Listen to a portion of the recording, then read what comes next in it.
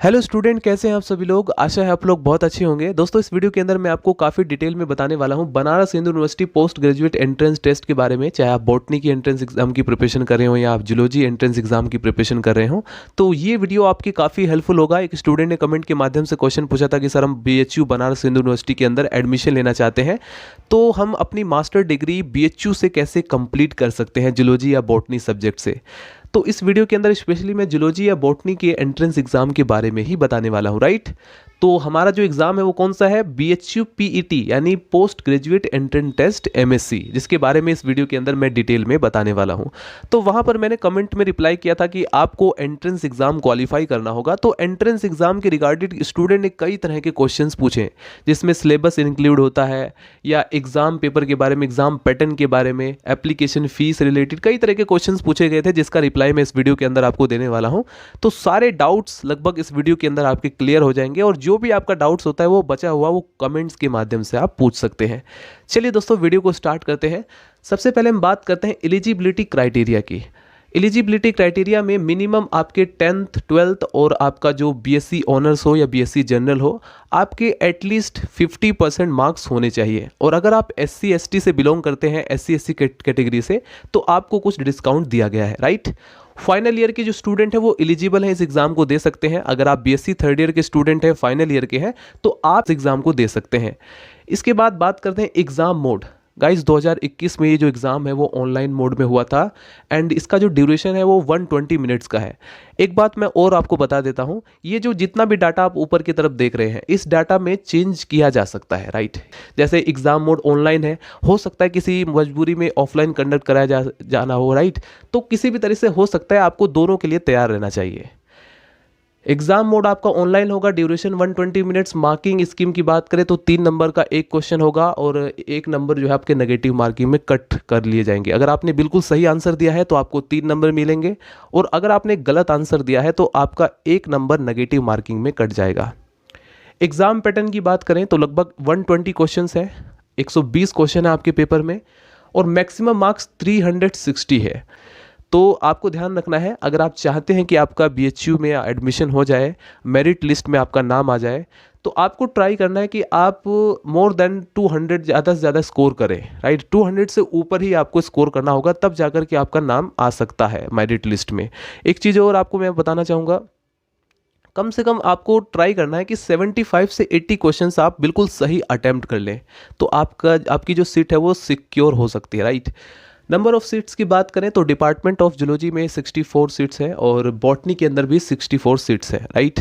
तो अगर आप टॉप 50 में नंबर लाना चाहते हैं तो ध्यान रखना 200 से ज़्यादा आपको स्कोर करना ही होगा, राइट। एप्लीकेशन फ़ीस की बात करें तो अगर आप SC ST या PWD या ट्रांसजेंडर से बिलोंग करते हैं तो आपके 400 रुपीज़ होंगे। अगर आप जनरल OBC या EWS से बिलोंग करते हैं तो आपकी 600 एप्लीकेशन फ़ीस होगी। ये बढ़ाई जा सकती है या कम भी हो सकती है, इसलिए मैंने आपको कहा ऊपर का जो डाटा है ये जनरली जब आप एप्लीकेशन फॉर्म भरते हैं तो उस समय पूरी डिटेल में एक एक इंस्ट्रक्शन आपको अच्छे से पढ़ना होगा, राइट। आप BHU की वेबसाइट पर जा करके उसको एक एक जो भी उनकी इंस्ट्रक्शंस हैं उन सभी को अच्छे से पढ़ें, उसको फॉलो करें, और उसके बाद ये जितना भी एग्जाम पैटर्न है सारी चीज़ें वहाँ पर आपको डिटेल में दी होती है। अब हम बात करते हैं how can I clear my BHU PET exam zoology या बॉटनी से। जो भी आप एंट्रेंस एग्जाम दे रहे हैं उसको हम कैसे क्लियर कर सकते हैं। तो सबसे पहले तो दोस्तों, मेक स्ट्रेटजी। आपको एक स्ट्रेटजी बनानी होगी इस एग्ज़ाम को क्वालिफाई करने के लिए। ऐसा नहीं है जैसे फॉर एग्जांपल कोई स्टूडेंट है वो BSc थर्ड ईयर कंप्लीट कर चुका है, अब 1 महीना बचा है, वो सोच रहा है कि चलो अब BHU का एंट्रेंस एग्जाम दे देता हूँ और क्वालिफाई हो जाएगा तो एडमिशन हो जाएगा। ऐसा आपको बिल्कुल भी नहीं सोचना है।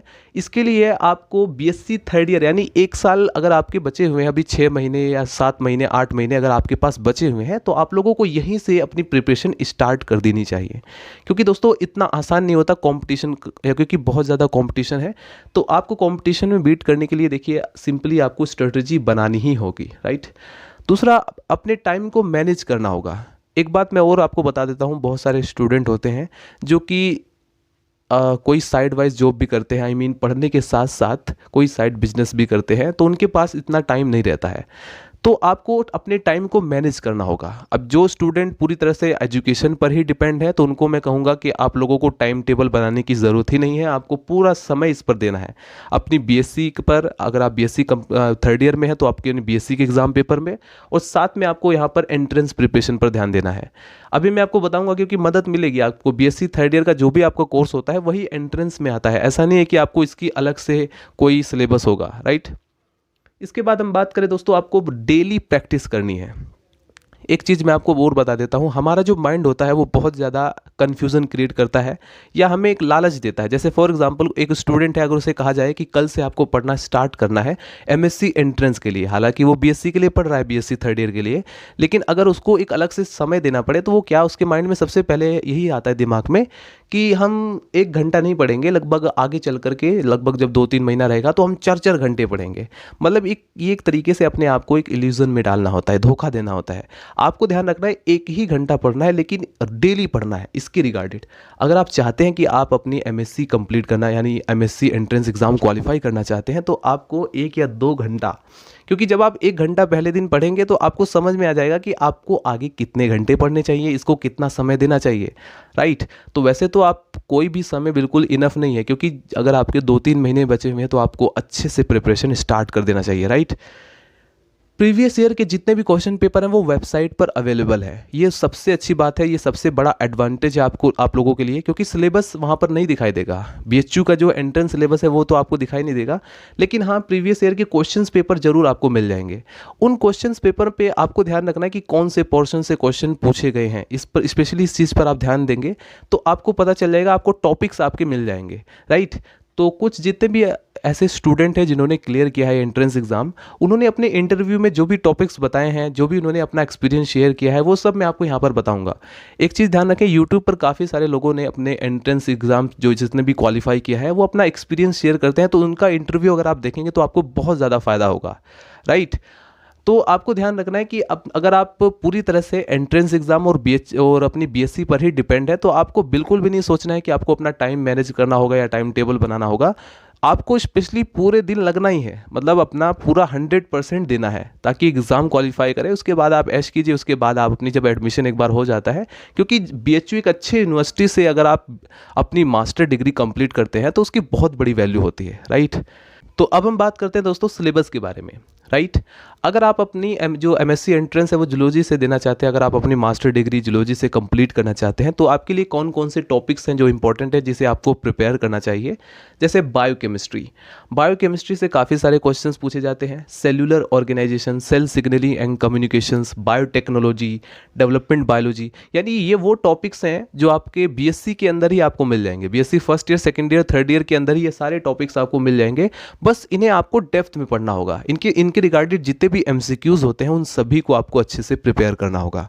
Biotechnology, development biology, human physiology, ecology, evolution, genetics, applied biology and methods in biology, यानी ये कुछ इंपॉर्टेंट टॉपिक्स हैं जो कि आपको स्पेशली इनके अंदर जितना आप डेप्थ में जाकर के इसको पढ़ेंगे तो आप इसके रिगार्डेड सभी के सभी जो क्वेश्चंस होते हैं उनको आसानी से अटैम्प्ट कर पाएंगे।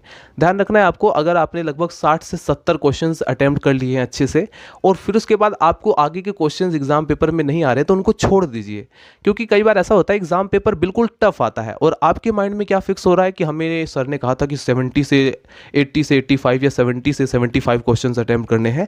तो अगर आप 50 क्वेश्चन आपको लग रहा है कि बिल्कुल एग्जैक्टली आपने बिल्कुल सही किया है, तो और आपको आगे ऐसा लग रहा है कि जितने भी क्वेश्चन है वो टफ है, वो मैं नहीं कंप्लीट कर पाऊंगा, तो उसको छोड़ दीजिए। क्योंकि दोस्तों एग्जाम पेपर जब टफ होता है तो वहाँ पर, क्योंकि टोटली ये मेरिट पर डिपेंड करता है, राइट। आपने कितने, यहाँ पर सभी का कंपैरिजन होता है, जितने भी स्टूडेंट एग्जाम देते हैं उन सभी का कंपैरिजन होता है, तब जाकर एक मेरिट लिस्ट लगती है। तो स्पेशली आपको ध्यान रखना है, कोई गड़बड़ नहीं करना है, आपको ज़बरदस्ती 75 क्वेश्चन अटैम्प्ट नहीं करने हैं, जितना भी आपको आता है वही करना चाहिए, क्योंकि नेगेटिव मार्किंग में आपके मार्क्स कट जाते हैं, राइट। एक एक नंबर या एक एक पॉइंट से आपकी जो मेरिट लिस्ट होती है, आपका एडमिशन रुक जाता है स्टूडेंट का। तो आपको स्पेशली इसी चीज़ का ध्यान रखना है। तो ये आपने देखा, अगर आप जूलॉजी एंट्रेंस एग्ज़ाम की प्रिपरेशन कर रहे हैं तो आपके लिए इंपॉर्टेंट ये जो सारे टॉपिक्स इंपॉर्टेंट हैं, ठीक है। बाकी आप प्रीवियस ईयर के जो क्वेश्चंस पेपर हैं, और मैंने आपको बताया अगर आप BSc first year, second year, third year में जो भी आपने पढ़ा है उसको अच्छे से प्रिपेयर करें। 11th और 12th के अगर आपने एनसीईआरटी की है तो उसको भी आप अच्छे से रिपीट कर लें। इसके बाद दोस्तों नेट जेआरएफ की जो बुक्स आती है वो मैं अभी जस्ट आपको इसी वीडियो में आपको दिखाऊंगा, वो उससे आपको काफ़ी ज़्यादा हेल्प मिल जाती है, क्योंकि जितने भी स्टूडेंट हैं जिन्होंने क्वालिफाई किया है वो इसी तरह की बुक्स को भी रिकमेंड करते हैं, राइट।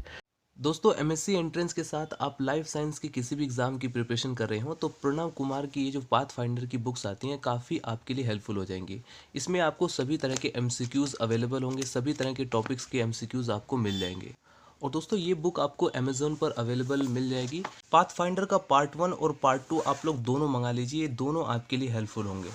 और ये अमेज़ोन पर आसानी से अवेलेबल है। इसमें आपको एंट्रेंस के रिगार्डेड, लाइफ साइंस के जितने भी एंट्रेंस एग्ज़ाम होते हैं उन सभी के रिगार्डेड आपको टॉपिक्स मिल जाते हैं।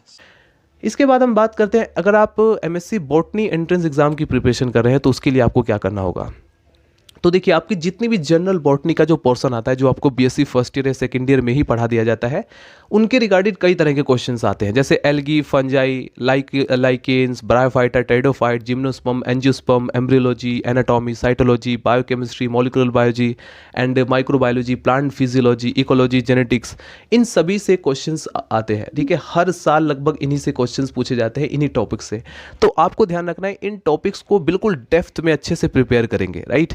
एक तो इससे फ़ायदा होगा कि आपको बीएससी का भी कंप्लीट होता रहेगा, आप बीएससी के लिए भी प्रिपेयर कर रहे हो, और साथ में दोस्तों आपका एंट्रेंस भी क्वालिफाई हो जाएगा।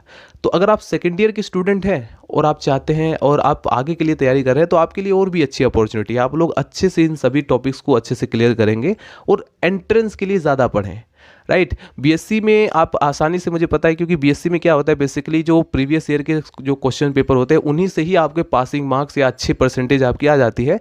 बट जब एंट्रेंस के लिए जब आप प्रिपेयर करेंगे तो आप अच्छे से प्रिपेयर करेंगे, राइट। आप और भी ज़्यादा मेहनत से पढ़ाई करेंगे। तो इस वीडियो में मैंने आपको सिलेबस के बारे में नॉलेज दिया, जो कि अभी आपको ध्यान रखना है वेबसाइट पर सिलेबस अवेलेबल नहीं है। ये सारे जो टॉपिक्स आपको दिखा, ये सब के सब जो भी एमसीक्यूज पेपर, जो भी प्रीवियस ईयर के क्वेश्चंस पेपर है, वो जहाँ से भी टॉपिक से पूछे गए हैं उन्हीं टॉपिक से सारे टॉपिक्स मैंने कंसीड किए हैं। और यही से ही जितने भी स्टूडेंट होते हैं, जितने भी एंट्रेंस एग्जाम क्वालिफाई कर चुके हैं, उन्होंने भी इन्हीं टॉपिक्स को रिकमेंड किया है। तो देखा आपने, ये सिर्फ ये है आपका BHU PET post graduate entrance exam के बारे में। अगर आपका कोई भी डाउट रहता है, कोई भी क्वेश्चन पेपर हो, कोई भी आपका क्वेश्चन है, तो आप मुझे मैसेज कर सकते हैं, या फिर आप इंस्टाग्राम पर फॉलो कर सकते हैं, वहाँ से क्वेश्चन पूछ सकते हैं, या फिर आप कमेंट के माध्यम से क्वेश्चन पूछ सकते हैं। और इसके अलावा दोस्तों, जैसे ही आप इस एंट्रेंस एग्ज़ाम को क्वालिफाई कर लेते हैं तो आपका यहाँ पर डॉक्यूमेंट वेरिफिकेशन, यानी कुछ और भी एडमिशन का एक प्रोसेस होता है जिसे आपको फॉलो करना होगा और आपका एडमिशन हो जाएगा। Thank you so much guys watching this video. अगर वीडियो पसंद आए तो लाइक करें, चैनल को सब्सक्राइब कर दें अगर आपको इसी तरह की और भी हेल्पफुल वीडियो चाहिए। तो मिलते हैं नेक्स्ट वीडियो में। Bye bye, Tata.